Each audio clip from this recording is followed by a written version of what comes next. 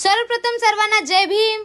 आज आहे 14 एप्रिल। तुम्हा सर्वांना 135व्या भीम जयंतीच्या खूप खूप शुभेच्छा। चला मग रेडी होतो मी। सकाळी लावणारा हा मस्त ड्रेस संध्याकाळचा वेगळाच आहे, तर चला म्हणलं आई सोबत बी थोडस मस्त व्हिडिओ बनवून घेऊ।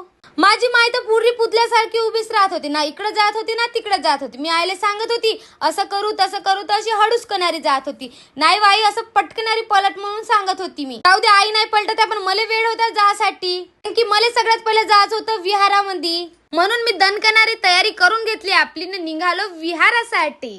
काय बाप्पा 10 वाजले तरी किती सारं ऊन लागत आहे, मस्त चटचट ऊन लागत आहे का। धावत धावत गेलो, जाऊन पाहतो विहारामध्ये कोणीच नाही आलं। मग मी सगळ्यात पहिलं गौतम बुद्धाले वंदन वगैरे करून टाकलं। त्याच्या बाद मी मस्त अष्टगंधक लावलं। बहुत सही दिसत होतं का अष्टगंधक, एक नंबर। मीच काऊन अशी लावडीनवाणी दिसताव। त्याच्या बाद टाकली मी मस्त पैकी रांगोळीवाला व्हिडिओ तर तुम्ही पाहिलेच असणार। माझी रांगोळी झटपट फटाफट, तर पहा किती सुंदर दिसून राहिली माझी रांगोळी। माझ्यासोबत गावातल्या बाया बी मला थोडी मदत करून राहिले होते। मला अशी मदत भेटत राहिली पाहिजे, चांगलं वाटते। तुमच्याकडे करते का नाही अशी मदत वगैरे।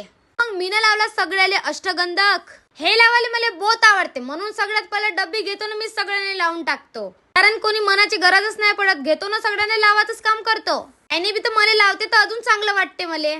तुम्हाला अष्टगंधक लावायला आवडते का? मला तर बाय आवडते बाप्पा, म्हणून होत्या नव्हत्या बायाला लावून दिलं मी ना अष्टगंधक। मला एवढं सारं अष्टगंधक लागल्यावर किती बड्या दिसून राहिला का माझा चेहरा।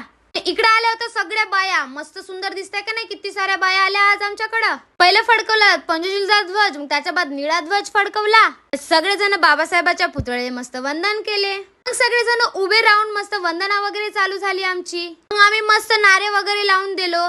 इकडे सगळेजण मिळून हात सरट करून मस्त भारताचं संविधान म्हणले।